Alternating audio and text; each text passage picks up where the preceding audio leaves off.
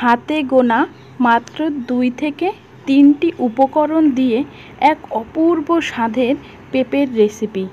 নমস্কার বন্ধুরা, কেমন আছেন? আশা করি ভালো আছেন, সুস্থ আছেন। আজ হলো সোমবার, শ্রাবণ মাসের প্রথম সোমবার। সবাইকে জানাই শ্রাবণ মাসের প্রথম সোমবারের অনেক অনেক শুভেচ্ছা ও ভালোবাসা।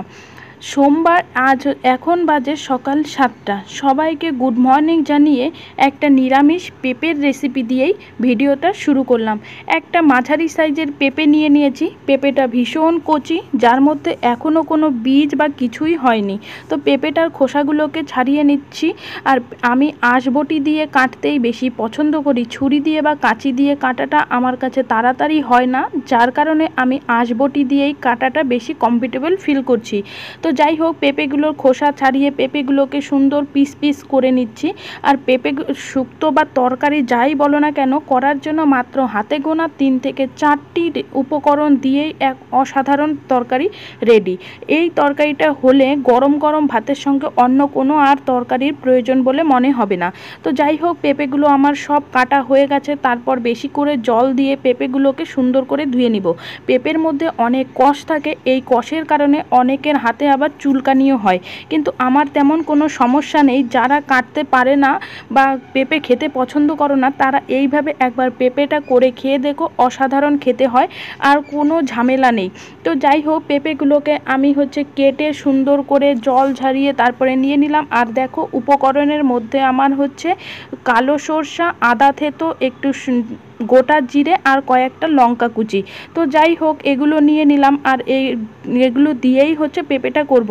আর পেঁপের কিন্তু অনেক গুণ থাকে, কোষ্ঠকাঠিন্য, পেটের কোনো সমস্যা থাকলে পেঁপে খেলে কিন্তু শরীরের পক্ষে ভীষণ উপকার। তো আমি কড়াই বসিয়ে দিলাম। কড়াইটা আমার গরম হয়ে গেছে। তারপরে গোটা জিরেগুলো দিয়ে দিলাম। এবার গোটা জিরেগুলো শুকনো খোলায় কিছুটা সময় ভেজে নিচ্ছি। তারপরে এই জিরেগুলোকে নামিয়ে নেব। আর জিরেগুলো নামানো হয়ে গেছে, তারপর কড়াইটাকে আবার বসিয়ে দিলাম। আর কড়াইয়ের মধ্যে এখন সর্ষের তেল দিয়ে দিলাম। এই তেলটা আমি ঘানির তেল ব্যবহার করি। আমি বেসিক্যালি ঘানির তেলটাই খাই, তাই ঘানির তেল দিয়েই রান্নাবান্নাটা করছি।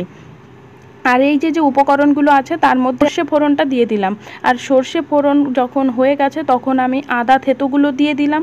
আদা থেতোটা যখন একটু ভাজা ভাজা লাল লাল হয়ে গেছে, তখন লঙ্কা কুচিগুলোও দিয়ে দিলাম তেলের মধ্যে। এবার দেবার পর সব কিছু কি সুন্দর একটু নাড়াচাড়া করে নিচ্ছি, যতক্ষণ না পর্যন্ত এই ফোড়ন থেকে একটা সেন্ট বের হচ্ছে। তো যাই হোক, সেন্ট বেরিয়ে গেছে। তারপর আমি সেই পেঁপে কুচিগুলো দিয়ে দিলাম। পেঁপে কুচিগুলো দেবার পর কিছুটা নাড়াচাড়া করে নিব, না হলে নিচ থেকে আবার ধরে যেতে পারে, ওই কারণে পেঁপেটাকে নাড়াচাড়া করে নিচ্ছি। আর পেঁপে কিন্তু যাদের রক্তের শর্করার মাত্রা কম থাকে বা বেশি থাকে, রক্তের মাত্রা নিয়ন্ত্রণে কিন্তু পেঁপে ভীষণ উপকার। তারপরে পেঁপের নাড়াচাড়া হয়ে গেলে এখন আমি দিয়ে দিলাম পরিমাণ মতো হলুদ। তারপর দিয়ে দিব পরিমাণ মতো লবণ। আর পরিমাণ মতো লবণ দেবার পর পেঁপেটা থেকে হালকা একটু জল ছাড়বে। পেঁপেটার ভলিউম একটু কমানো আছে গ্যাসের, তো যখন জলটা ছাড়বে তখন আমি হালকা করে নাড়াচাড়া করে একটু ঢাকা দিয়ে দিব। কারণ ঢাকা দিয়ে যদি কষানো হয়, তাহলে পেঁপেটা আমার অনেকটাই সিদ্ধ হয়ে যাবে, আর ঝোল বা জলের পরিমাণটা বেশি দিতে হবে না। তো ওই কারণে পেঁপেগুলোকে সব নাড়াচাড়া করে এক জায়গায় গুছিয়ে নিলাম। এবার গ্যাসের ভলিউমটা একটু লো করে এবার ঢাকা দিয়ে দিলাম।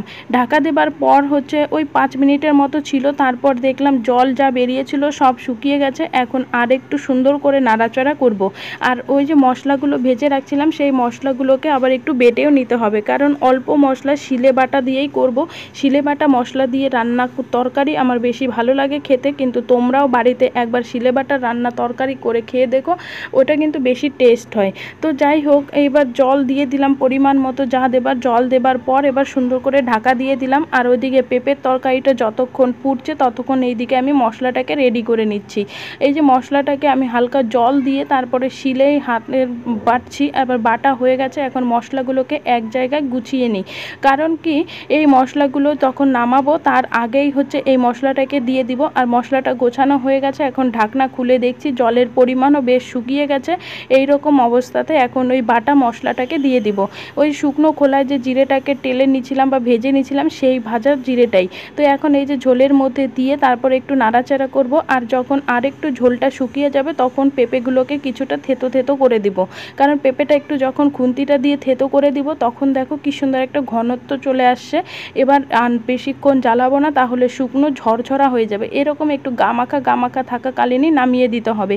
তারপর গরম গরম ভাতের সঙ্গে খেতে জাস্ট ওয়াও। কোনো মশলা নেই, কোনো সাইড এফেক্ট নেই। পেঁপে এমনিই হচ্ছে খাওয়া বেশ ভালো। তো যাই হোক, ভিডিওটা আর বেশি বাড়াচ্ছি না। যারা যারা পেঁপে খেতে পছন্দ করো না, তারা একবার এইভাবে পেঁপেটা খেয়ে দেখো। আর যারা পছন্দ করো বা খেয়েছো, তারা অবশ্যই কমেন্ট করো।